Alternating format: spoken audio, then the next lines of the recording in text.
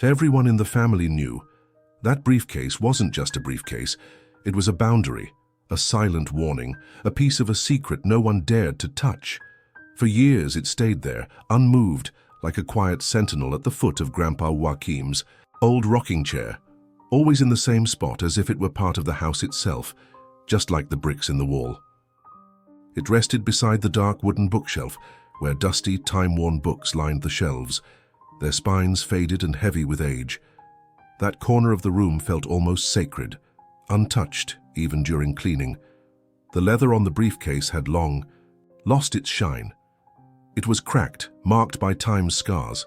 The edges were worn down, revealing the layers beneath, as if it had been opened and closed 1,000 times, though no one, absolutely no one in the family, had ever seen it open. The metal clasp was right there in plain sight. No lock, no combination. In theory, it should have been easy, just twist it, but nothing ever happened. Grandpa never explained why. When asked, he'd just smile with his eyes, that kind of smile that hides more than it reveals, and say, "It'll open."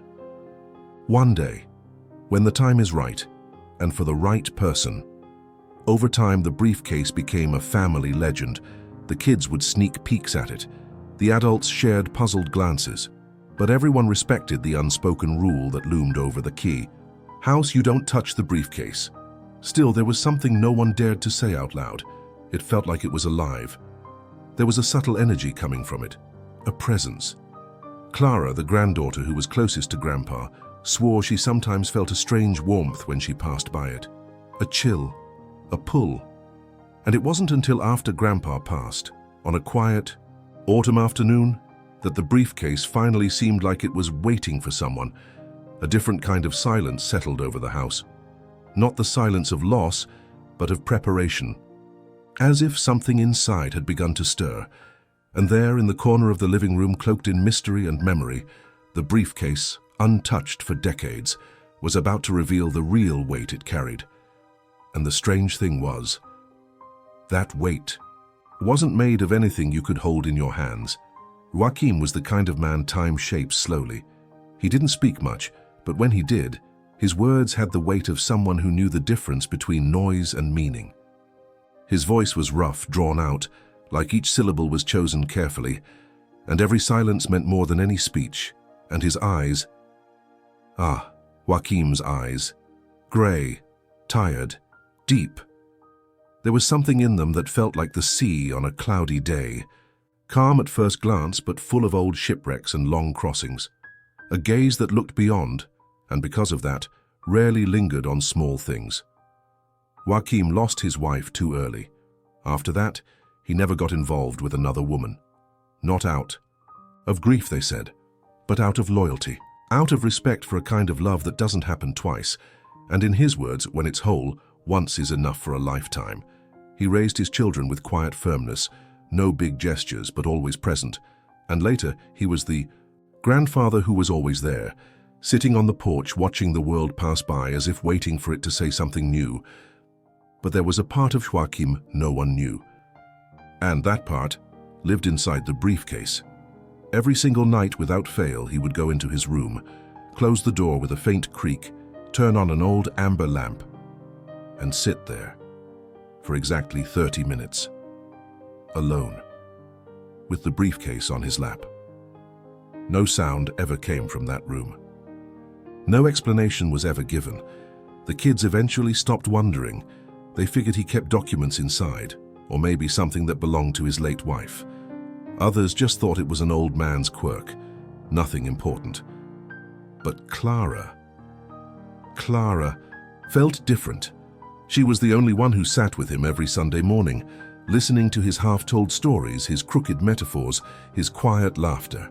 The only one who noticed the small tremors in his hands as he poured coffee, or how he always changed the subject when the briefcase came up, as if a part of him still lived inside it. Once, when she was around 7 or 8, Clara let curiosity win. The house was quiet, Grandpa had gone out to the garden, and there was the briefcase right next to the armchair. She walked over slowly like she was approaching something sacred. She reached out her small hand, but before her fingers touched the weathered leather, she heard his voice, low, steady, Almost sharp. That briefcase will open when it wants to, and it'll choose who. She froze. Joachim didn't seem angry. He seemed protective, as if behind that warning wasn't a secret, but a responsibility far too heavy for hands that small. She stepped back and never tried again. Ever since then, every time she walked past the briefcase, she felt something she couldn't quite explain. A mix of respect, fear, and something like a calling. As if that old thing had eyes, as if it had been waiting for something. Or someone.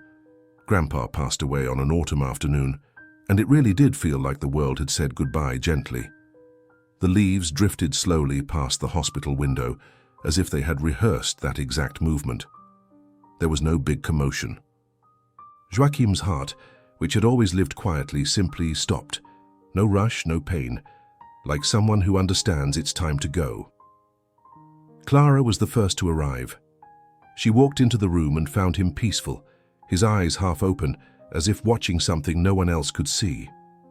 She stepped closer and took his hand, cold now, unresponsive. But then he squeezed hers, faintly, almost imperceptibly, but he did. In those final seconds, his eyes found hers, and in that look, she understood. He knew.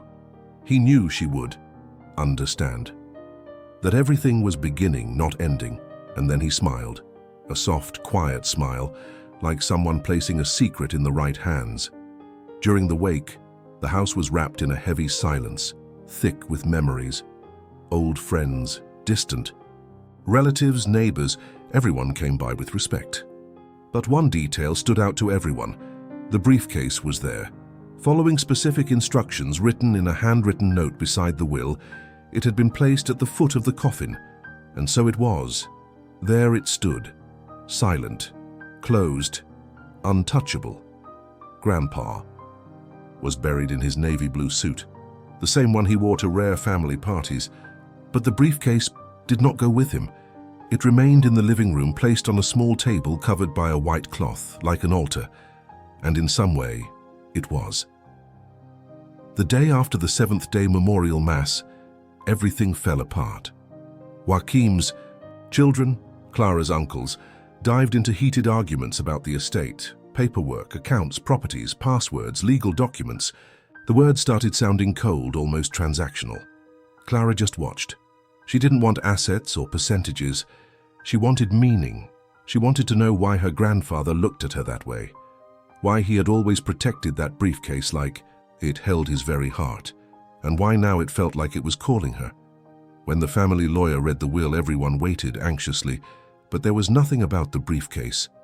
Nothing, except for a single sentence handwritten at the bottom of the last page. Leave the briefcase with whoever listens with the heart. Silence. The brothers looked at each other, confused. That's way too poetic to be legally binding. One of them grumbled. Listen with what now? Another one scoffed. But Clara felt a chill down her spine. She understood, not with logic, but with something deeper. Her grandfather wouldn't have left that briefcase to someone who only knew how to turn a key. It needed to be opened from the inside. And maybe she knew how. After the will was read, the briefcase became the center of attention and also of frustration. Curious relatives and skeptics took turns trying to open it. They used screwdrivers, tried heating the hinges, even looked up YouTube videos. How to open old locks without a key, non-destructive lockpicking techniques, DIY tools to open vintage leather cases. Nothing, not even a scratch on the latch. It was as if time had touched everything in the house, except that briefcase. It's just an old box. The old man was eccentric, mocked one of her uncles. It's probably empty or stuffed with useless papers. Clara didn't respond, but she knew. She didn't know how, but she felt it. Like a presence you can't see but feel pressing in the air. There was something inside, something that refused to be forced open because it was alive in a way that nothing physical could explain. And that night, maybe for the first time since the funeral, she fell asleep without anger, without questions, just with a full heart. And then she dreamed. The image was vivid, almost real. Grandpa Joachim was on the old front porch, just like on so many Sunday mornings. The rocking chair swayed gently on its own, until he appeared. He looked just as... She remembered. Calm, gentle, with those grey eyes that seemed to see through time. The briefcase was resting on his lap, his hands lightly placed on top of it. The silence between them felt sacred. Then he spoke. His voice came like an echo, not just a sound, but a truth. What's in here only reveals itself to those who don't seek it out of vanity. And he smiled. A sad smile, but peaceful, like someone who knows the time has come. Clara woke up with her heart racing. The room was dark, but a soft light was glowing from the living room. She got up without thinking, bare feet touching the cold floor. Every step felt guided by something unseen. When she reached the living room, the briefcase was there, alone, still. But there was something different in the air, as if it had been waiting for her. Clara knelt in front of it. Not with urgency, not to prove anything, but with a tenderness she didn't even know she had. She placed her hand on the old leather, felt the faint warmth radiating from within. And then, gently, as if asking permission, she touched the latch, and that's when it happened. A click, soft, dry, almost imperceptible, but as clear as a sigh. The latch, unmoved for years, simply gave way. For a moment, Clara froze. It was as if time had stopped with her. The world made no sound. Not even the wind dared to blow. She didn't know whether to cry, to run, to pray. But one thing she did know. That moment wasn't hers. It belonged to all the silences her grandfather had carried. And now, they were ready to speak. With B. Trembling hands and a racing heart, Clara opened it. The sound of the latch unlocking still echoed in her mind. She took a deep breath like someone about to dive in, and slowly lifted the lid. She was prepared for anything. Old documents, maybe photos, painful mementos from the past. But she wasn't prepared for what she saw. Letters. Hundreds of them. Stacked carefully, folded with precision. Some in yellowed envelopes, others simply tied with worn-out ribbons. Each one seemed to hold more than just words. They held weight. A piece of a soul left behind by someone who needed to be heard, Ikano. Smell was unmistakable. Old paper, faint mold, time crystallized.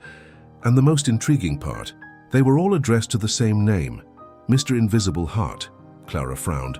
Read it again. Yes. Every single one had that same inscription. Postmarks from distant dates, stamps from other cities. Some were written in a child's handwriting, others so shaky they were barely legible. Some pages had dried tears, others had little drawings. Most of them carried despair. She picked up the first loose one on top, opened it slowly. The handwriting was shaky, clearly from a young girl. The letter began, "Dear Mr. Invisible Heart, I don't know if you really exist, but if you do, tell me, how do we go on when no one is listening anymore?" Clara felt a lump in her throat. She looked to the bottom of the briefcase and saw something even more surprising. The replies, folded pages, stapled to the original letters. Written in her grandfather's unmistakable handwriting, long responses. Empathetic, deep, filled with humanity. No judgments, no rush. He read, he answered, he listened. Clara sat on the living room floor, surrounded by that universe of pain and healing. She read another. Then another, letters from lonely souls, people trapped in abusive marriages, young ones on the brink of giving up on life, men who had lost everything. And there were Joachim's words, firm, warm, discreet, always signed the same way, with empathy and silence, invisible heart. Clara couldn't believe it. For years, her grandfather had kept this a secret. He never sought recognition, never told anyone. He simply saved lives in silence. She looked at the briefcase as if she were seeing something entirely new. It was no longer a mystery. It was a sanctuary. And then, at the very bottom of the briefcase, there was a different letter, set apart, a light blue envelope with her name handwritten on the front. Clara, his handwriting. Clara knew instantly. Her hands trembled as she held the envelope. She wasn't ready to open it, because that letter wasn't a reply to a stranger. It was for her. Clara held the blue envelope in both hands as if it were made of glass. It was simple, with no decoration, just her name written in her grandfather's round, steady script. The same writing he used on Christmas cards and birthday notes, the same writing she'd recognize out of 1,000 in the top right corner. A date, 11 years ago. Her chest tightened. That meant he had written the letter when she was still a teenager and kept it, waiting for time, or maybe fate, to place it in her hands when she was ready. Carefully, she broke the seal. The sound of the paper opening felt almost ceremonial. The letter was only a few pages long, but every line felt like it had been written with the blood of the heart, and it read, "My dearest Clara, if you're reading this, it means the time has finally come. I had to keep this letter with patience because some things only bloom when the soul is ready. And you, my girl, have always been more soul than hurry. I've lived many lives within my one life. Some were public. I was a mailman, a father, a grandfather. Others were invisible, and maybe those were the most important ones. After your grandmother passed, I had to find a way not to fall apart. It felt like everything I was had been buried with her, and the silence, oh, the silence was swallowing me whole. One day, walking through downtown, I saw a tattered wall where people pinned up notes, questions for no one in particular. They called it the Wall of the Anonymous, desperate questions, soundless, cries. And without knowing why, I took one home, I read it, I replied, and the next day I pinned my answer right back on that wall, and that's how Invisible Heart was born. No one knew it was me. No one ever did. But the letters never stopped coming, and I never stopped answering. It was the only way I found to keep going, to not die with your grandmother. And somehow I saw you in all of it. You, with your attentive eyes, your quiet questions, your way of hearing what no one says. You always listened to me, even when I said nothing. That's why this letter is in your hands now, because this work, it's not a mission. It's about listening, about giving. If your heart allows it, carry this forward, because there are still so many people out there waiting for a letter that never comes. With eternal love, Grandpa Joachim, or for some, Invisible Heart.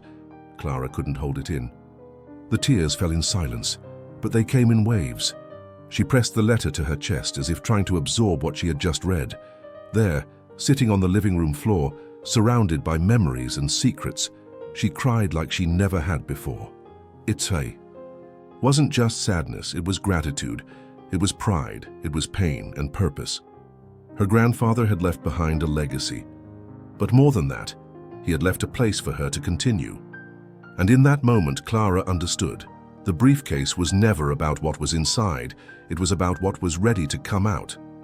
In the days that followed, Clara moved through the house. Like someone living between two worlds, the present felt suspended and the past more alive than ever. She reread her grandfather's letters like one rereads a sacred journal, and slowly a quiet certainty began to grow inside her, like a seed sprouting in the dark. She couldn't let it die. Joachim had planted something, and now it was her turn to water it. She created a simple blog, no fuss, no introductions. She named it with the same words that titled the letters, Invisible Heart. No photos, no bio, no signature. Just words. Words for those who needed to be heard. She began posting small excerpts from the old letters, removing names, places, and any personal details, but preserving the essence of the pain and the responses. And then, quietly, she opened a space on the blog. If you want to write, write. If no one has listened to you yet, maybe this is a good place to start. At first, she received just a few messages. Shy people, cautious, short texts, simple doubts. But within weeks, something happened. Someone shared a reply, then another. And suddenly the blog began to circulate in groups, social networks, forums. It went viral. No one knew who the author was, but they felt something real behind the words, something that didn't judge, didn't shout, didn't seek attention, just listened. And then came the emails, from all over the country. Then, from around the world, lost people. people too ashamed to ask for help. People who had never been heard now writing, because maybe for the first time someone might truly listen. Clara replied to them all, alone, at night after work, on weekends, with a cup of tea beside her, tired eyes, and a full heart. She wrote with empathy, with care, with the kind of listening she had learned sitting beside her grandfather on those quiet porch mornings. She didn't copy his words, but she carried on his spirit. And little by little her voice began to take shape, a voice soft yet steady, invisible but present. The world remained the same, busy, loud, always in a rush. But Clara was no longer the same. She had become, silently, a bridge between someone's pain and the possibility of carrying on. And just like her grandfather had taught her, she didn't need to be seen to make a difference. A year had passed since the day Clara opened the briefcase. So much had changed since then, inside and out. The Invisible Heart blog had become well known even without a face behind it. Newspapers speculated about the author's identity. Some thought it was a woman, others a group of volunteer therapists, but no one knew for sure. And that was exactly how Joachim would have wanted it. That sunny Saturday, Clara attended a literary event at the town's central square, an event she had participated in many times before. She was one of the invited speakers, and she chose the topic, anonymous writing and empathy. No one there knew she was the voice behind the blog, and she had no intention of revealing it. At the end of the afternoon, as she packed away her notebooks and markers into a tote bag, an elderly woman with grey hair approached her. She walked slowly, her trembling hands clutching a worn purse against her chest. Her eyes, small and bluish, shone with something between recognition and reverence. Clara looked up and smiled politely, but the woman didn't reply. She just stood there staring at her with a quiet intensity. "Are you," the woman asked, her voice trembling, "are you the Invisible Heart?" Clara hesitated. Her first instinct was to say no, to tell her she was mistaken. But something in the woman's voice made her stop. And then she smiled, a small smile but full of meaning. Silently, she nodded. The woman couldn't hold back. Tears streamed down the lines of her face without hesitation. I thought about ending my life many years ago," she whispered. "I was alone, no one left, no hope. And then, one day a letter appeared in my mailbox. No name, no return address, just words that said exactly what I needed to hear. That letter saved me. It got me out of bed. It kept me alive long enough to save my son's life when he needed me years later." Clara felt the air leave her chest for a moment. She didn't know what to say. How could she explain that the letter wasn't hers? It was her grandfather's, but now it belonged to both of them. She gently held the woman's hand and said only, "Then the mission continues." They embraced, slowly, firmly, as if time didn't exist. Next to the table, on a small wooden stand, sat the briefcase, now empty, but somehow lighter. It had fulfilled its purpose, and maybe, just maybe, it was ready to be closed, not with a lock, but with peace. Sometimes, the greatest legacies don't come in vaults. They make no noise, they're not listed in wills. They don't shine like material inheritance. They hide in silent gestures, in words written in secret, in hugs that never came, but were felt through a letter. Joachim never wanted applause. He didn't want to be remembered. He just wanted no one to ever feel so alone they gave up. And now a new voice was listening, not to replace his, but to carry on what was born from silence. Because when the heart is invisible, that's where the words that truly save us live. If this story touched your heart, like the video and share it with someone who might be waiting for a letter, even if they don't know it yet. See you in the next one.